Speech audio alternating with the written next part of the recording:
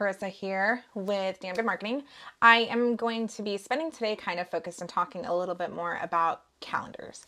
So our calendars is very similar to Calendly in the sense that you can use it to book calendar invites, so if you do a lot of consultations, inspections, things of that sort, this is a great tool to really help create a robust calendar.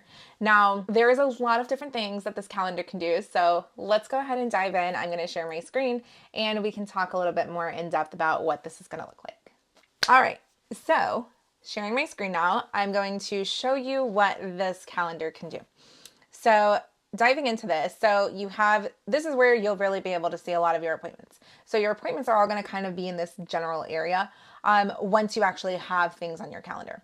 Now, the first thing you're going to want to do is actually connect your calendar to the system, because what it's going to do is it's going to sync. You only want to do a one-way sync, and I'm saying this from experience.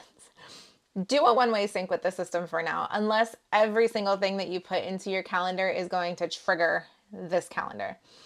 So if you use this calendar for other type of appointments, I would not do the two-way sync for it to kind of talk here, because anything that you put on your calendar, if you have a trigger, say for, a new appointment booked, it sends out like a thank you for booking an appointment.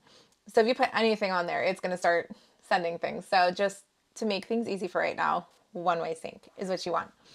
So we're going to focus here on your connections. Connections is where you're going to be able to basically connect your Google account. So you're going to go ahead and connect everything in here. Make sure all of it is connected correctly. And just for the sake of this call, I'm going to go ahead and show you my calendar. So you can kind of see here what my calendar looks like. So we have Google Calendar, it's connected. I have it synced to my email.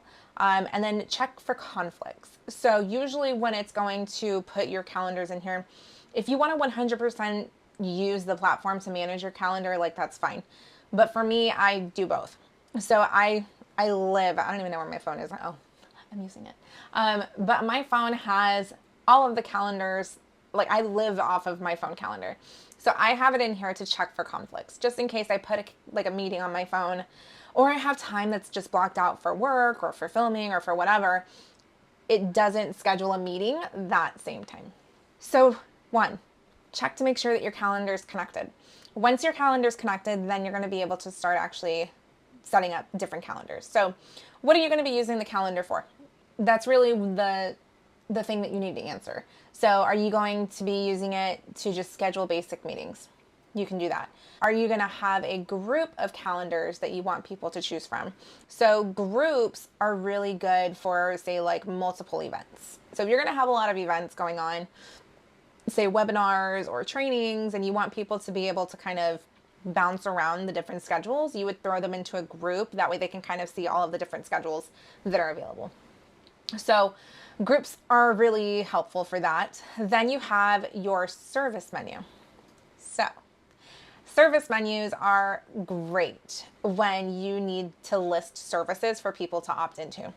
So say if you offer massages, right? So a massage therapist has, a 60-minute massage, they have a 90-minute massage, they may do facials, they may do whatever. So Swedish, sports massage, pregnancy massage. You have all these variations of your services that have different calendars for each. So you can create a service menu that will basically have its own calendars. And this works really well, especially when you have multiple people that you need to make calendars for. So you can get a little creative in the way that you use this service menu, but that is how you would structure utilizing that. So then you have your rooms, which the rooms are, again, they're rooms. So if you say you own a gym and you have different rooms that are available for rental, then you would add new rooms for people to be able to book sessions. And the same thing for equipment. So if you have certain bikes that are available for rent, or you want people to kind of reserve equipment ahead of time. Say if you only have 15 bikes available, you can kind of list out each bike individually so people can check those out. So a very robust calendar platform that we have here, but you can really structure this, any way that you want. So let's say, for instance, you want to create a calendar. So you would just go right here in the top right hand corner, and it's going to ask you what kind of calendar you're wanting to make. So this is going to give you about 5 options of different calendars, and each of them have their own description. So you have one, which is your service calendar. This is going to be the calendar that's your basic services type calendar. So this is really just going to help you like service-based industries. So if you are something that you want people to book for specific services, go there. Simple calendar. It's in the title. It's a very simple calendar that you're going to be using for physical meetings, for events, for things of that, like more one-on-one type meetings. Your round robin. This is going to be used especially if you have a sales team. So think along the lines of like you want somebody to be next in line, or if you want to label priorities. So say if there's somebody that deserves priority on the calendar versus another person, then you would list them based off of that. Or if you want it to all be equal, you can create it to where it's all equal. So a lot of different options there for round robin. Then you have class booking. So class booking is really going to be for if you want to have a meeting with a single person on your team. So you can also do like where multiple people meet with that one person. And then you have the collective booking, where is like the entire team meets together.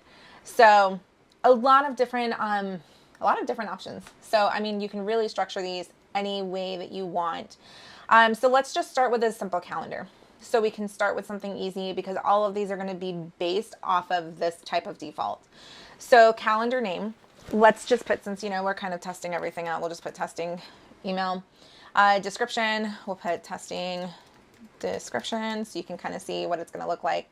This is what your URL, the end of your URL is going to be. So this one I would just put testing DGM calendar.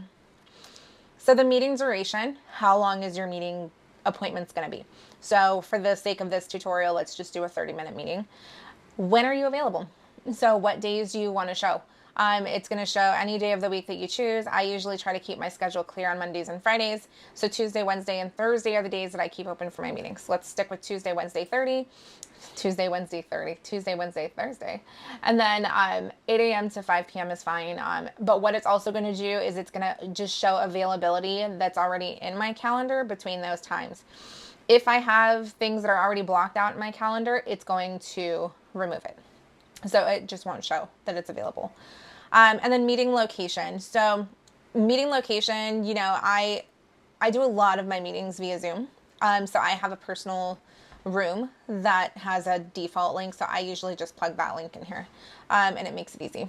So you can just go ahead and put that in there. And then advanced settings. So advanced settings is going to save everything that you've already done. And now it's going to take you into the actual like full builder. So availability. Oh, actually, let's just go back. So now it's showing here too, so you can see in your just meeting details, it's asking for a logo. So if you want to create a logo that's going to be, you'll be able to see what it looks like on the website. But you can go ahead and put that information in there, put a logo. Then you're going to have your calendar name, your calendar description, and then group. So remember earlier I was talking about how you can group certain calendars together to kind of showcase it all in one area. This is where you would do that. So if you already had a group folder that's created, you can go ahead and add this calendar to that group if you want. And just be advised too, once you move a calendar into a group, it's going to change the URL.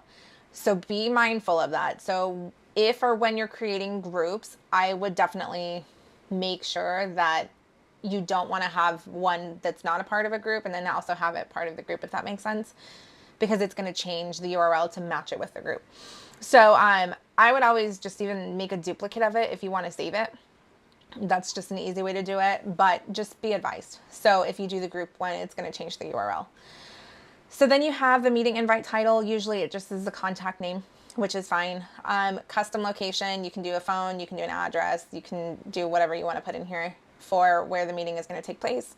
And then this is just for your tracking on how it's going to show on your calendar. So what color do you want it to show? So that is the meeting details. Then you can get into your availability. So here is where we were showing that area before where I chose Tuesday, Wednesday, Thursday, 8 to 5. Then you can also add date specific hours. So I use this when I am doing events. So anytime I have an event, I know that I just want them to be able to book that specific day and time frame. So if I have an event, say that's going to be the 19th from 11 a.m. and let's say till 1 p.m. So now it's going to show that, and then I'm going to submit that. So now you can see here that there's a specific date. And if I just want that to be available, I'm turning that off. So just don't make anything available and just do your specific date. But if you're not doing an event, then, leave it as is. So moving on, recurring meeting. So if you want to set a meeting with someone that's going to be recurring, so the same day and time, basically for however long out you want it to be. So you would put how many times this is going to repeat. So this is great if you're a coach or if you want to have a standing meeting with somebody that repeats every month, every day, every week, monthly, custom, whatever you want. So you would go ahead and do that in here. And then if for some reason that standing meeting is not available for some reason in the future, what do you want it to do instead? Do you want it to book regardless? Do you want it to just move to the next one? So go ahead. That's if you want to set a recurring meeting. So the meeting interval. So if you hover over these things, they're going to kind of tell you what it is that they're asking for. So this reflects the time between your booking slots. If you want a meeting to show every 30 minutes, that's what this is. On your calendar, if you want it to show every hour, then you would do 60 minutes and so forth. Now, the meeting duration we did before, where we said it was a 30-minute meeting. Then you have minimum scheduling notice. So how early are people able to get on your calendar? So say if somebody wanted to get on my calendar and I don't want, like say if I don't want same day meetings or next day meetings, like I want at least a few days in between, I can do like a 2-day advance. So how many days notice do they need to give you before being able to book a meeting? And date range. So say if you only want to show a 2-week date range, so this is basically how far out in advance they're able to see your calendar. So usually 2 weeks, you could do 30 days, or you could leave it blank and you can have it just show your calendar indefinitely. Maximum bookings per day. So if you have 30-minute increments for your meetings, do you only want to have 2 meetings a day? Do you only want to have 1 meeting a day? You can set this for how many days you want for your calendar. And then maximum bookings per slot. If you're going to host an event, like I showed you above, where you're going to have a specific day and time, make this the max. So this one right here, I think it's like, just kind of read this right now. So the number of appointments exceed for the given slot, the user, then it switches over to the next user in the round robin queue or marks the slot unavailable for the prospect to book. So I think the max that you can go, you can go as high as like 1,000. It's just, you just need to put a number in there of how many appointments, per slot. And then a pre-buffer time. So how much time before the meeting do you want to block out to give yourself some time to get ready for it? And then if you need time afterwards, this is really good for travel times. So if you're going to be traveling to get to a meeting and you need to give yourself a 30-minute buffer, this is where it would kick in. So the next one is going to be forms and payment. So forms. This is great to collect data. So it's going to default. It'll ask first name, last name, email, phone number, and then a note. So people can just leave information. But if you actually go under sites, you're able to create a custom form if you want to get more information. So like, where did they find you? Anything of that, make your own forms. So I have a bunch of in here. So I say if like I did my live Q&A registration form, it would automatically default to that. So first it's going to let them do the date and time selector. Then it's going to have them fill out the form. But if you want to do the form first, where you collect that information first, then it goes to the date and time selector. So a few different options there. If you want to add a guest, go ahead and put this in here. Confirmation page, you could either have it default to your thank you message, or you can redirect them to a funnel or form or wherever you want them to go. Auto confirm new calendar meetings. If you wanted to automatically confirm all of your meetings, this is where it would do it. And payment. You can accept payments through your calendars as well. So if you're going to be hosting an event and you want to integrate payments in here to collect, a deposit, or if you're charging for an event, you can collect payment while they're filling out the form as well. So the next one is going to be notifications. So they're going to get an acknowledgement email. Who should receive this notification? If you want to create a custom one, then just leave it blank. If you want like your contact to get it, then you would do that. or anybody additional. I always select allow Google Calendar to send invitation because that way it'll just send them something to save in their calendar. It just kind of makes it a little bit more easier for them to remember. And then if you want to allow rescheduling, how soon in advance, all of that will be available in here too.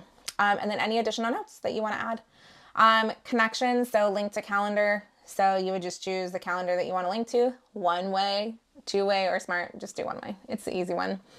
And then you would set up that calendar and then any customizations. So definitely, you can kind of play with the button text. You can show like what you want it to show, what you don't want it to show. And then once you're done, then you would just click preview and then it's going to show you what your calendar looks like. And then, as you're going through, if you're seeing that things need to be changed, then you can just go back into, here and fix it real easy. So a good high level overview of what our calendar settings can do. If you do have any questions in regards to the calendars and you want to see something a little bit more specific, just let me know. More than happy to create another video for you. Thanks, guys.